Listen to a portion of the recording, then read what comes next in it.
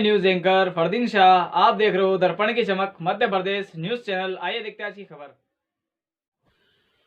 मंदसौर जिला संपादक संघ की मासिक बैठक कायमपुर में संपन्न हुई। पंचमुखी हनुमान मंदिर पर सभी पत्रकारों ने दर्शन किए। महाशिवरात्रि पावन पर्व पर आप देख रहे हैं दर्पण की चमक मध्य प्रदेश। ब्यूरो मंदसौर, मम्मा शाह की रिपोर्ट।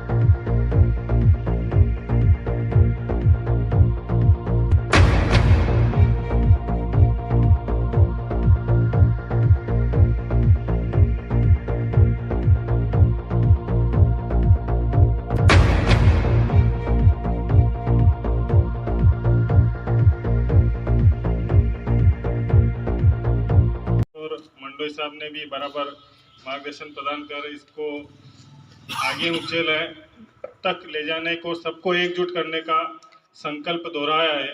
निश्चित ही पत्रकार एकजुट एक साथ जुड़ के और समाज की व्यवस्था में अपना योगदान देंगे। पत्रकारों का बिखराव ही समाज की व्यवस्था नहीं बन पाना रहता है, और जो आशान्वित व्यक्ति रहता है वह आशान्वित व्यक्ति अपनी आशा के अनुरूप, अपनी व्यवस्था के अनुरूप जिसको आवश्यकता है, वास्तविक हितग्राही है, उसको लाभ नहीं मिल पाता है। तो इन्हीं के मार्गदर्शन में संगठन का गठन हुआ है। निरंतर पत्रकारों के हितों के लिए आप कार्य करते रहते हैं। कहीं पर भी शाम हो, रात हो, दिन हो, जहाँ पर भी किसी भी पत्रकार को समस्या होती है तो आप निरंतर सेवा देते हैं, आप पहुँच जाते हैं। हमें भी मार्गदर्शन आपका मिला है। जैसे हमारे संरक्षक जी ओंकार सिंह जी भाई साहब, हमारे बीच में जिलाध्यक्ष भाई जफर जी शेख,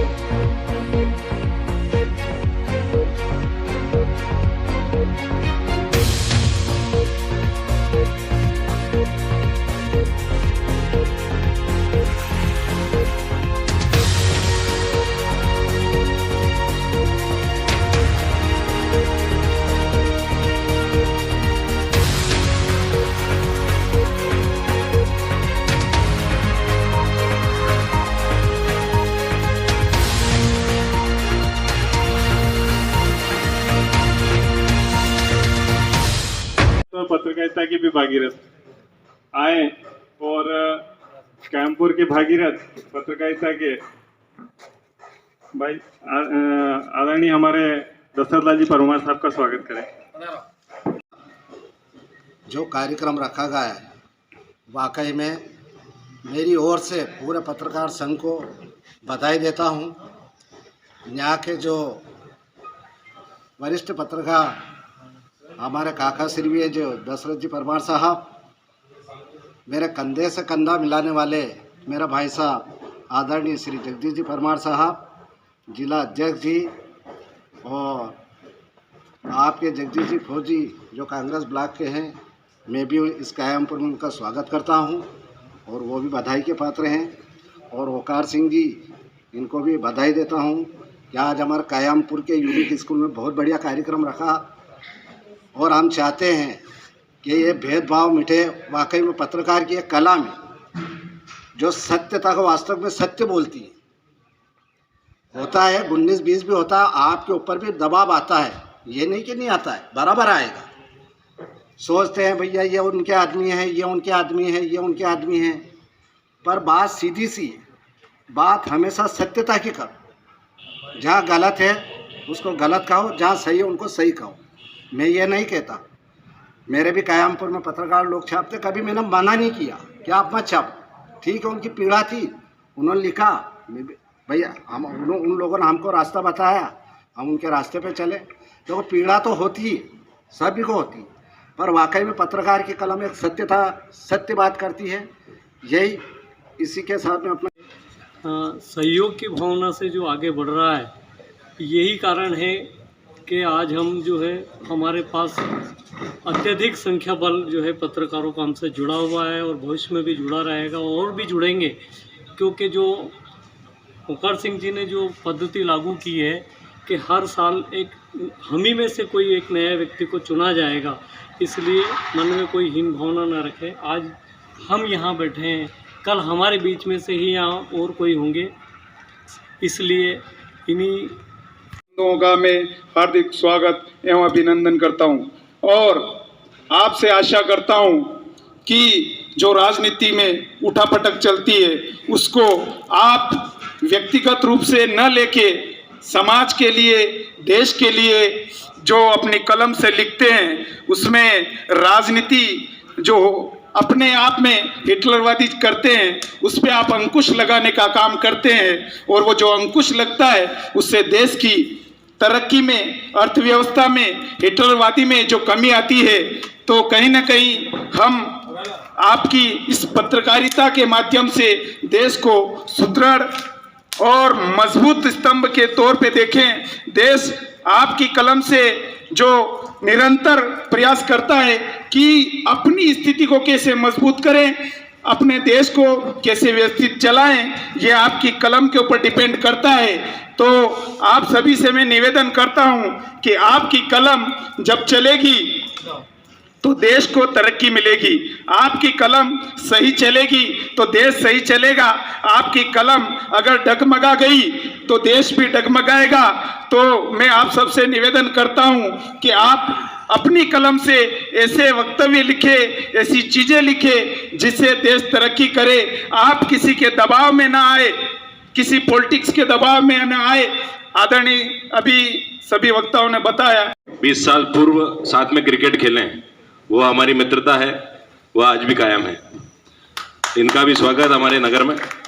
साथ ही भाई जफर शेख जी, यश नगर में हम पड़ोस में रहे, बहुत पुराने मेरे मित्र हैं और हमेशा मंदसौर में किसी भी प्रकार का कोई आयोजन हो, धार्मिक कार्यक्रम हो, आप बढ़ चढ़ करके हिस्सा लेते हैं और हमेशा तत्पर खड़े रहते हैं हर कार्य के लिए, चाहे कोरोना हो या मंदसौर में किसी भी समाज या इनके खुद के समाज का ही कोई व्यक्ति गलत कर दे तो ये देख नहीं सकते हैं, उसे रोक देते हैं। ऐसे जफर भाई का भी स्वागत है, वंदन है।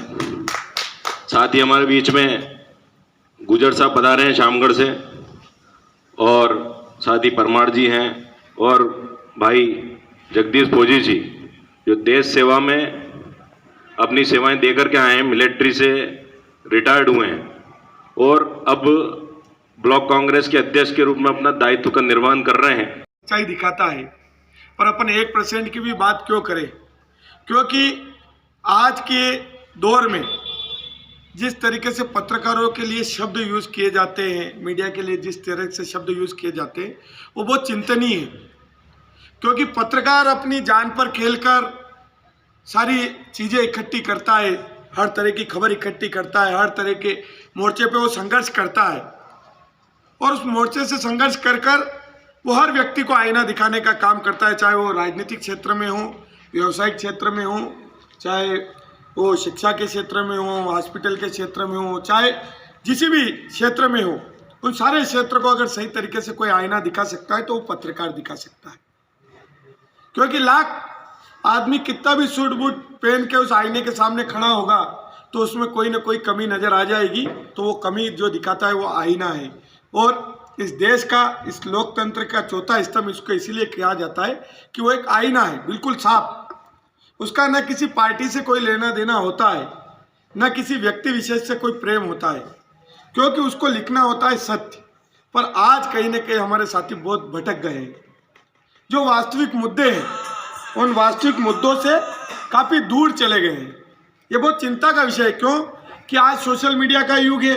हर बच्चा 24 घंटे, आज यूँ मान के चलो कि 5वीं 6ठी के बच्चे को एक मोबाइल दे दिया गया, एंड्रॉयड मोबाइल। अपन उससे ना चाहते हुए कुछ छुपा नहीं सकते और छुपी हुई चीज को 1 मिनट में ढूंढ के ला के बता सकता है। और यही पत्रकारिता का काम है। पर कहीं ना कहीं जो पत्रकारिता के ऊपर जो प्रश्न चिन्ह लग रहे हैं, उन प्रश्न चिन्हों को मिटाने की जरूरत है। क्यों कि कुछ लोग नहीं, बहुत सारे लोग हमारे भटके हुए हैं। पत्रकारिता एक व्यवसाय नहीं, व्यापार नहीं है। क्योंकि बहुत सारे लोग ये सोचते हैं कि पत्रकारिता एक व्यापार या व्यवसाय है। यहाँ जितने लोगों ने कहा कि पेपर चलाने के लिए पैसे भी जेब से भरना पड़ते हैं। बहुत सारे मित्र, इष्ट मित्रों से आदमी पैसा नहीं ले सकता, मांग नहीं सकता, व्यवहार रहता है। क्योंकि छोटे छोटे कस्बों में एजेंसी लेके रहते हैं तो सबसे एक दूसरे से परिचय होता है। अरे यार ये कभी भी काम आ जाएगा, चलो छोड़ो, इससे नहीं लेना। पर उसको कहीं ना कहीं ऊपर जहाँ संस्था चलती है वहाँ तो पैसा पहुँचाना रहता है, तो कैसे भी करके उस पैसे को जुटाता है, पर वो कभी उसका व्यापार नहीं करता। आज की पत्रकारिता में ये सवाल बार बार आते हैं। मेरा सारे साथियों से निवेदन है कि आप लोग वो लोग हो जिन लोगों के पीछे देश चलता है, जिन लोगों के पीछे पूरा समाज चलता है और जिन लोगों की पूरी राजनीति चलती है। आप जैसा चाहोगे वैसा माहौल बन जाएगा। क्योंकि माहौल बनाना आपके हाथों में है। जैसे कि पुराना उदाहरण है ध्रुतराष्ट्र का, पूरे अपन हिंदू वंश में रहते थे तो पूरा राजा था ध्रुतराष्ट्र, तो उसको भी क्या है कि उसको वही दिखाया गया था क्योंकि आंखों पे पट्टी बंधी हुई थी। वो जैसा सुनना चाहता था उसको सुनाया करते थे वो सारे लोग, पर उसको सच्चाई याद नहीं थी कि जमीन पे हो क्या रहा, किसके साथ न्याय होना था, अन्याय हो रहा, कोई नहीं बोला। क्योंकि उनको खाली वही कि वो बस ये जो सुनना चाहते कि क्या हो रहा, समझे कि सब सही सही हो रहा, कि क्या हो रहा कि सब सही हो रहा। तो आज भी कहीं ना कहीं हमारे मीडिया के कुछ लोगों की स्थिति यही है कि वो एक तरफा ही चल रही है। एक तरफा चल के आदमी ना तो नाम कमा सकता, ना इज्जत कमा सकता, ना कुछ नहीं कमा सकता। कुछ पैसा जरूर कमा सकता है, पर पत्रकारिता वो चीज है जो एक नेता नहीं कमा सकता, उससे ज्यादा वो पत्रकार कमा सकता है। इस देश में बहुत सारे जर्नलिस्ट ऐसे हैं जिनको आज बड़े सम्मान के साथ याद किया जाता है।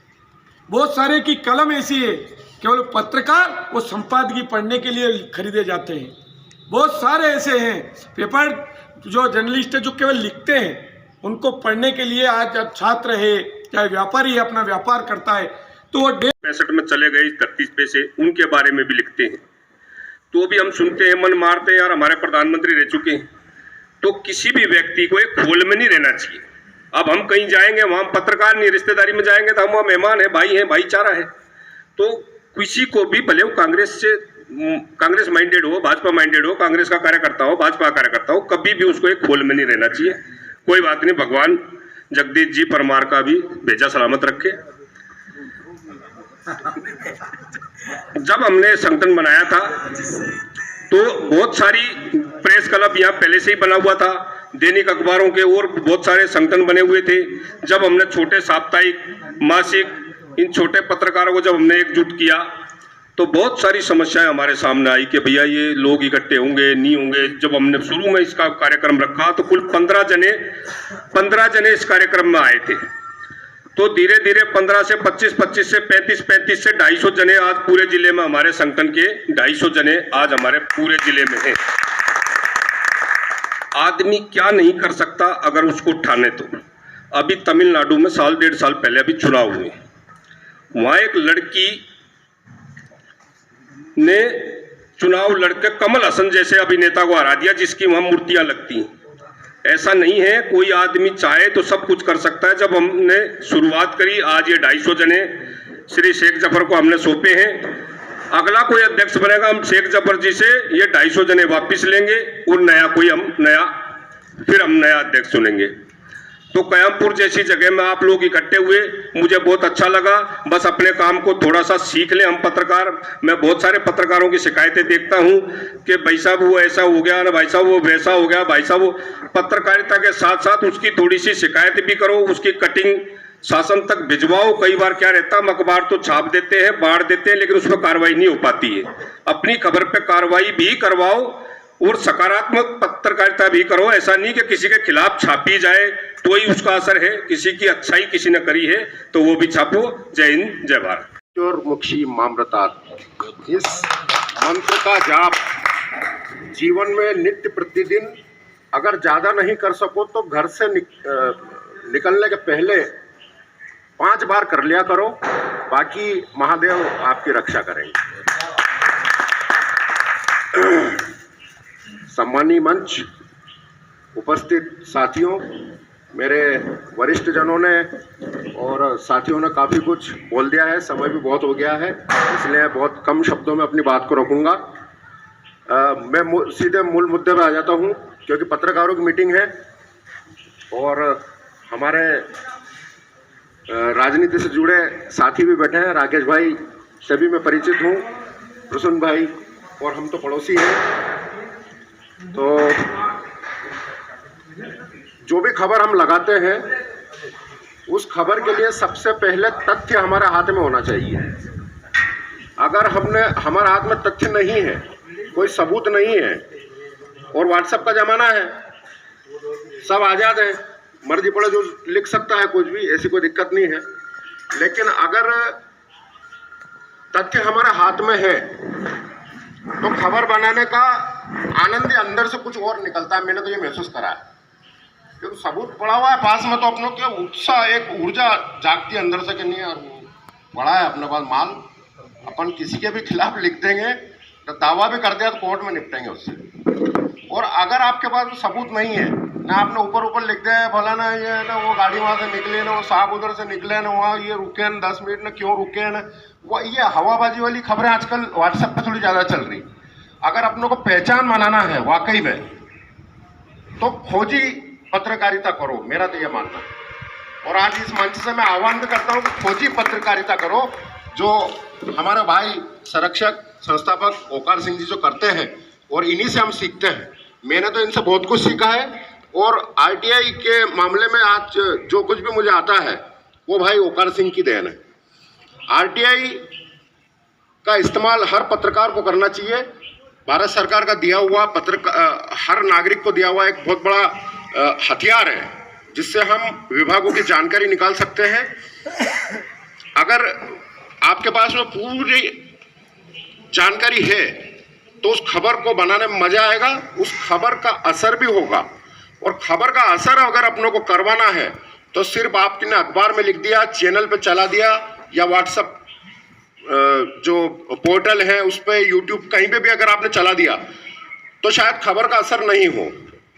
खबर का असर कब होगा?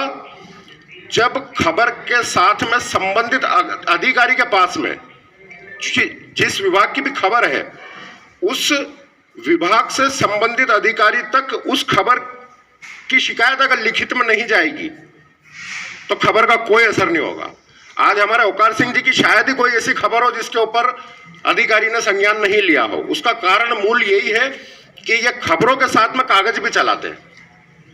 तो हमें इस बात को सीखना चाहिए। आज बैठक है यहाँ पे, इसलिए मैं ये बात बता रहा हूँ कि पत्रकार अगर बने हो तो ये बहुत बड़ी जिम्मेदारी है, और इस जिम्मेदारी का निर्वहन हमें बहुत अच्छे से करना चाहिए। खबर के साथ में कागज भी चलाओ। जब तक हो सकता है अधिकारी बहुत व्यस्त रहते हैं, कलेक्टर हर खबर नहीं पढ़ पाते, तो आपने भी मान लो कोई काम की खबर लगा दी हो और कलेक्टर का ध्यान उस तरफ नहीं गया हो, तो वो ध्यान जाए कैसे? तो वो खबर की कटिंग और साथ में शिकायत वो अधिकारी तक पहुंचना चाहिए, तब जाके आपकी खबर का पूरा असर होगा। और जब आपकी खबर का असर होगा तो क्षेत्र को लोगों को लगेगा कि यार ये पत्रकार ने फलानी खबर लगाई थी और वाकई यार इस पत्रकार ने लिखा तो आज अपने गांव की ये समस्या दूर हुई। तो उसमें जनता का भी प्रेम आपको मिलेगा। आज मेरे जिला अध्यक्ष बनने के बाद में मंदसौर जिला मुख्यालय से लेकर गरोठ तक पहली बार ऐसा हुआ कि कोई जिला अध्यक्ष बना पत्रकारों का, और उसका स्वागत सम्मान करने के लिए रैली का आयोजन किया गया। सीतामऊ की जो टीम है बहुत ही मजबूत और बहुत सक्रिय टीम है। बहुत ही अच्छा आयोजन इन लोगों ने किया। हमारे गरोठ में देवीलाल जी गुजर ने शामगढ़ में बहुत ही अच्छे आयोजन किए। आज ये सब क्यों हो रहा है? क्योंकि जो साथी जुड़े हुए हैं उन्हें लग रहा है कि नहीं यार अब कुछ अच्छा होगा, और 100% अभी 10 महीने हो रहे मेरे पास, बहुत अच्छा ही होगा। बहुत जल्द हम आपको ऐसे कार्ड देंगे जिसके ऊपर प्रशासनिक अधिकारी की सील लगी होगी, और वो संपादक संघ के कार्ड हम बहुत जल्दी जारी कर देंगे।